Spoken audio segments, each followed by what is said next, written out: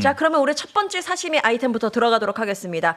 조희대 이야기 해볼 텐데요. 법치주의 터미네이터라고 하신 이유는 뭐예요? 이렇게 맨 처음에 이렇게 딱 터미네이터 수식어를 갖다 붙인 이유. 지금 보니까 뭐 네. 이재명 대통령이 네. 이제 대통령 되기 전에 기억하시잖아요. 선거법 위반 사건 1심은 유죄, 2심은 무죄. 전면적인 무죄가 났는데 그러나 3심에서 이제 말하자면 다시 유죄 취지의 파기환송을 했단 말이에요. 불과 한 달 만에 7만 페이지짜리 상고 기록 트럭제로 왔는데 왔는데 이 순서를 보니까 이게 완전 파행의 연속이었더만요. 그러면 뒤죽박죽 바뀌기도 하고 막 네. 그랬죠. 예를 들어 전원합의체 회부, 소부 배당, 기록 검토 개시 시점, 심지어는 대법원 홈페이지 기록 수정 문제까지 나오면서 한겨레에서 보도했던 걸로 기억을 하는데 이렇습니다. 이렇게 조희대 대법원 이재명 사건 배당 절차 조작 증거 나왔다라고 해서 기사가 좀 길게 나왔었는데요. 오늘 우리 저 신인규 변호사님의 해설을 그렇습니다. 듣지 않을 수 없을 것 같아요. 예. 아니 근데 저 조희대 체제의 문제는 뭐 저만 지적하는 게 아니라 법원 내부에서도 네. 이미 공무원 노조 맞아요. 뭐 조희대 자격 없으니까 집에 가라 이 얘기를 지금 하고 있습니다. 그렇죠. 뭐 그 자체만으로도 저는 이미 자격 없다는 게 입증이 끝났다고 보고 이 이재명 대표 사건은 너무나도 심각한 게 결국에는 전원합의체 배당이 되는 과정이 있는데 네. 이게 뭐 소부에 배당되고 그 전부터도 누군가의 지시에 의해서 이미 기록을 보기 시작했다. 이건 답을 정해놓고 뭔가의 뜻이 있지 않고서는 그 프로세스가 갈 수가 없어요. 그러다 보니까 이 내란이라고 하는 급변 사태가 나오면서 대법원이 어떤 일정이 꼬이면서 네. 마치 그게 그 한덕수 후보 교체와 같이 양날개로 이렇게 가는 듯한 인상을 지우기가 어렵고 예. 더 웃긴 거는 전원합의체로 끌어올리는 과정에서도 상당한 위법적 요소들이 나왔을 뿐만 아니라 그렇다면서요? 이 부분에 대해서 국민들은 물어볼 권리가 있잖아요. 왜냐하면은 국민들의 선택권, 국민들의 대통령을 뽑을 주권에 대해서 조희대가 사실상 1등 후보를 배제시킴으로써 자기들이 다음 권력을 만들겠다라는 그 국민 주권을 침해하는 그런 네. 일까지 벌린 이런 정치행위란 것인데 문제는요.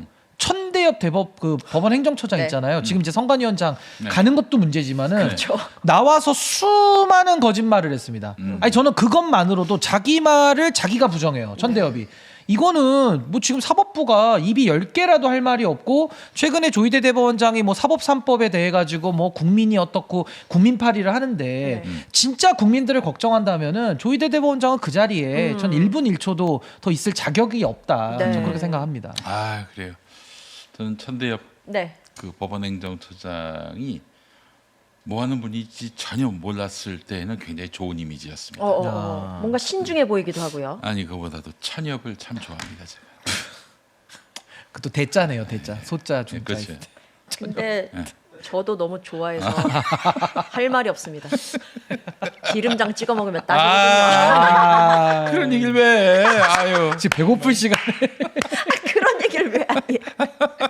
네, 감사합니다. 아니, 조희대 이야기 하고 있었는데 그래서 조희대에 대해서 지금 사퇴를 해야 된다. 알아서 물러나야 된다. 아니다 탄핵해야 된다. 사실 변호사님은 탄핵론에 대해서 계속 말씀을 해주셨잖아요. 그러니까 정확하게 말하면 탄핵을 먼저 말하면 그건 좀 국민에 대한 예의가 아니고 국정조사를 통해서 전 탄핵까지도 열어놓고 검토를 좀 해야 된다. 네. 그런 입장을 갖고 있습니다. 그럼 지금 한겨레 보도만 보더라도 위법적인 부분이 분명히 있는 것이고 탄핵 사유가 당연히 되는 것이고 이렇게 아니 저는 보셔야 이게 합니까? 뭐 선례가 없다 보니까 예. 뭐 어떤 증거가 나와야지 탄핵한다라고 하는데 그건 앞뒤가 뒤바뀐 해석이에요. 아니 일반 행정 공무원도 정치 행위를 했을 때 징계받거든요. 그렇지. 근데 이거는 일반 법관도 아니고 그렇죠. 사법부의 수장, 의전서열 3위에 해당하는 대법원장이 그것도 대선에 개입을 했다. 네. 이 의혹만으로도 그 자리에 있을 수가 없는 아주 중요한 그 혐의점인데 여기에 대해서 어떤 증거를 명확하게 찾기는 매우 어려운 것이고 네.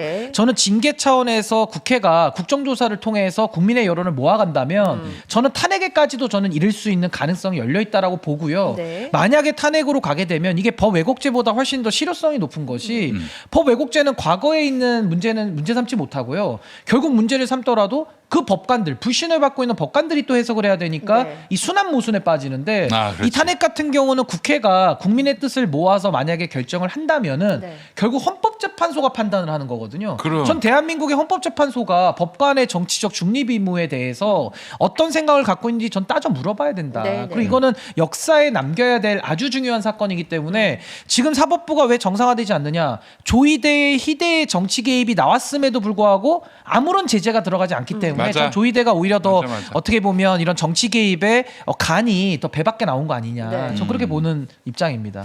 그러면요, 그 사퇴 요구를 하는 시각도 있잖아요. 일각에서는 사퇴는 그러면 뭐 퇴로를 마련해 주는 것이다라고 보시는 건지 아니면 그 정도는 아니다라고. 아니 저는 보세요? 사퇴 요구는 진작부터 하고 있었고요. 네네. 그 사퇴라는 거는 조이대의 의사에 따라서 정리를 하는 거니까 그쵸. 저도 국민적 여론이 모이다 보면 이게 굳이 탄핵까지 안 가더라도 네. 전 사퇴로 정리돼도 전 사필 기정이라고 봐요. 과거에도 사법 파동 같은 게 있었을 때 뭐 김영철 대법원장 사퇴한 적도 있고 이렇게 여러 케이스들이 있는데 네. 저는 지금 조이대 대법원장은 그 자리에 있을 자격이 없으니까 그럼. 저는 뭐 사퇴를 통해서 정리되는 것도 하나의 방법인데 결국에는 조이대가 칼자루를 쥐고 있으니까 그쵸. 사퇴하지 않을 땐 그럼 어떻게 할 것이냐? 네. 전 국정조사를 통해서 국민적 뜻을 전 한번 물어봐야 될 때가 온 거 네. 아니냐라는 생각이 듭니다. 근데 이제 아마 국정조사에도 뭐 전혀 응하지 않을 거예요. 네. 지금의 스탠스를 보면 말이죠. 예.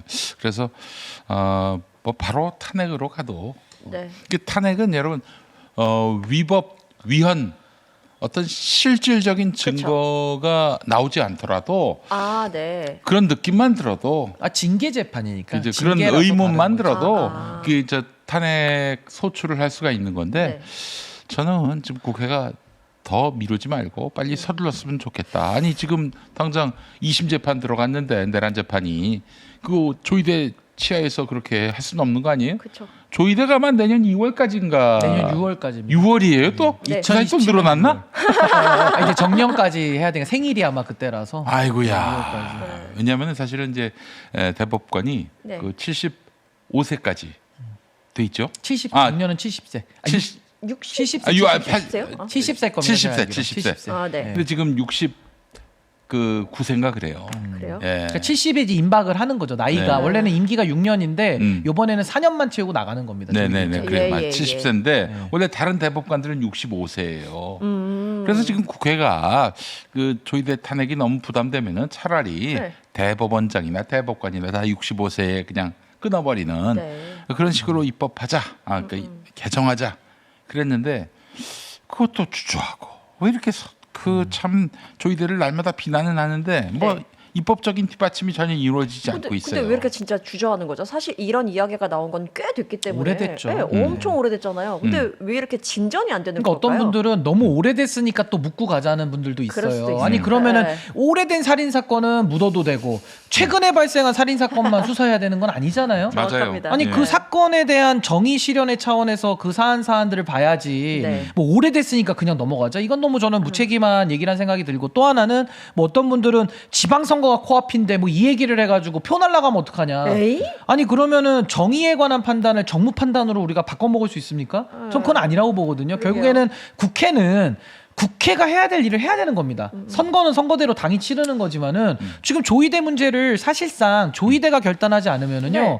국회가 국민을 대신해서 풀어내는 권한을 갖고 있으니까 거기다가 지금 민주당 중심의 단독 과반이 되잖아요. 네. 그럼 모든 걸 할 수 있거든요. 근데 모든 걸 하지 않아요. 그러니까 여기에서 오는 국민들이 어떻게 보면 가치 체계의 혼란 네. 내지는 왜 조이대에 대해서만 국회가 이렇게 작아지느냐. 그럼 앞으로도 사법부가 조이대의 행위를 통해서 자신감을 가질 때 앞으로 그러면은 사법부의 정치 행위를 어떻게 막을 것이냐. 네. 여기에 대해서 답을 내줘야 되는데 지금 저는 국회가 상당히 지연된 면도 있고요. 네. 저는 좀 이렇게 가면 안 되고 오히려 국민의 뜻을 더 적극적으로 받드는 노력을 해야 되지 않나 싶습니다. 약간 들으면서 화가 나는 게 조희대가 그러면 조희대 믿는 구석이 국회 같아서 좀 오히려 좀 아니 화를 그러니까 간이 것 같아요. 부으면 이제 네. 그게 간이 뭐 부을 수 있잖아요. 네. 간이 배밖에 나오는 거예요 지금 조이대 네. 붓는 게 아니라. 근데 이렇게 되면은 조이대 대법원장 눈치를 많은 판사들도 보거든요. 네. 그럼 조이대의 정치적 성향, 정치 행위에 부안해동하는 그런 네. 판사들이 더 나올 수가 있다. 전 그렇죠. 조치가 필요하다고 봅니다.